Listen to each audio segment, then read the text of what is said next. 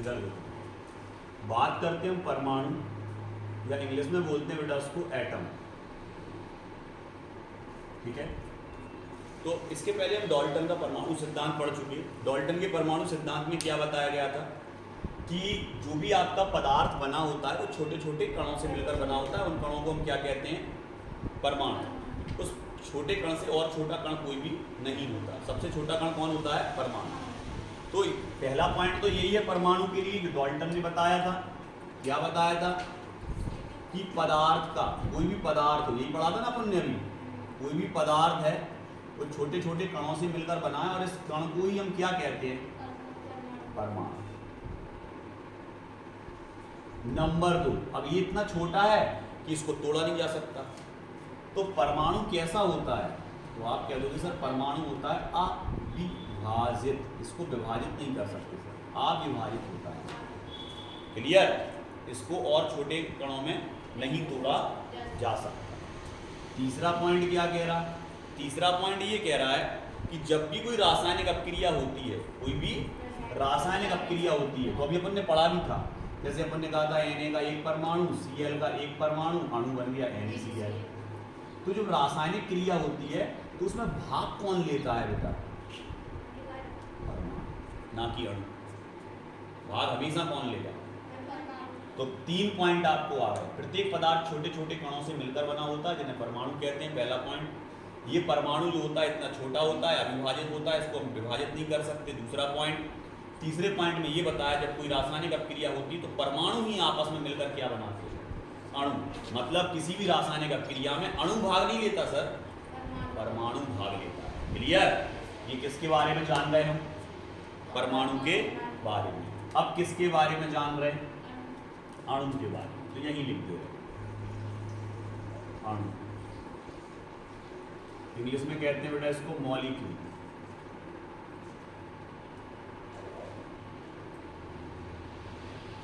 Molecule. Clear? अब ये अणु क्या बताता है? अणु ये बताता है बेटा कि ये पदार्थ का, ये परमाणु से बड़ा है आकार में, ये परमाणु से बड़ा है, होगा भी क्योंकि परमाणु छोटा है और ये परमाणुओं के मिलने पर बनता है, तो परमाणुओं से कैसा होगा? बड़ा होगा। क्लियर?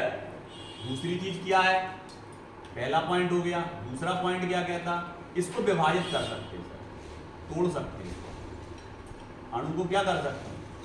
तोड़ सकते हैं। मान लो NaCl है तो उसको अपन 2 भागों में तोड़ सकते हैं, Na को अलग, Cl को अलग, मतलब ये विभाजित हो सकता है। तीसरा क्या है? किसी भी रासायनिक अपक्रिया में देखो अणु तो बन रहा, परमाणु जुड़ रहा है और अणु बन रहा, तो क्या किसी रासायनिक अपक्रिया में अणु भाग लेगा? नहीं। रासायनिक अपक्रिया में हमेशा कौन भाग लेता है बेटा? क्लियर? रासायनिक अपक्रिया में हमेशा परमाणु भाग लेगा, अणु भाग रासायनिक अपक्रिया में नहीं लेगा।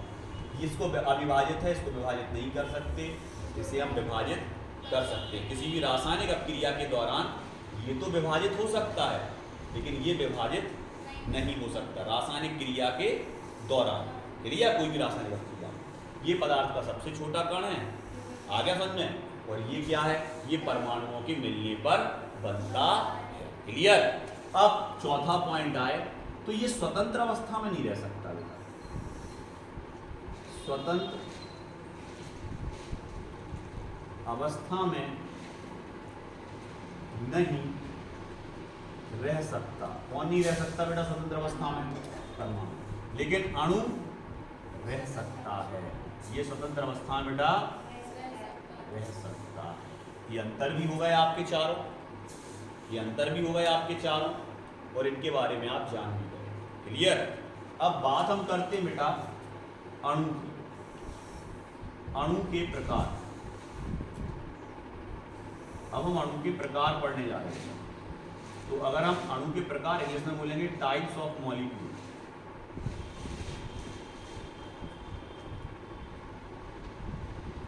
टाइप्स ऑफ मॉलिक्यूल, अणु के प्रकार। अणु कितने प्रकार के होते हैं? तो अणु होते हैं बेटा मेनली 2 तरह के। कौन कौन से? एक होगा बेटा समपरमाणविक,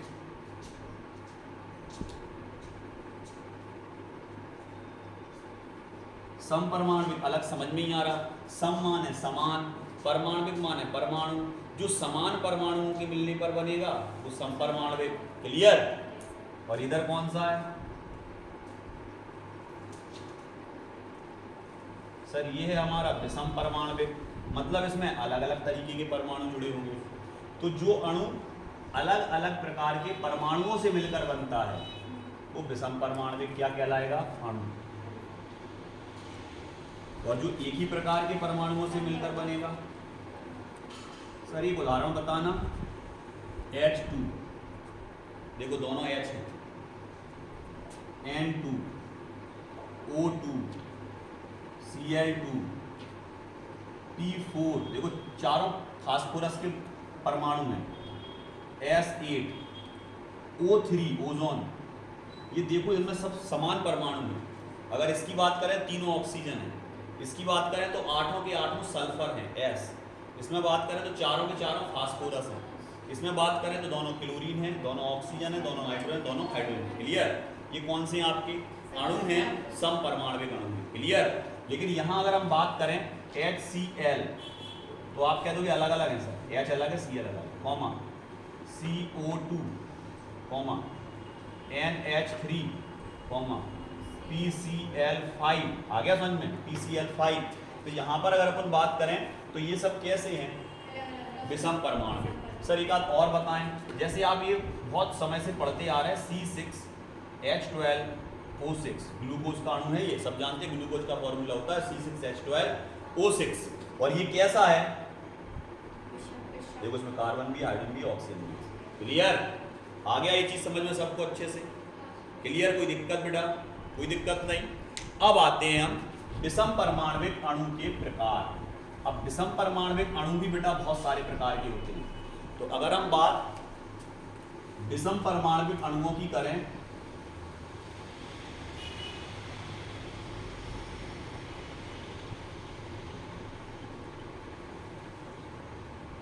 विषम परमाणविक अणुओं की बात करें तो इसमें आपके द्विपरमाणविक हो सकते हैं, त्रिपरमाणविक हो सकते हैं और बहुपरमाणविक हो सकते हैं।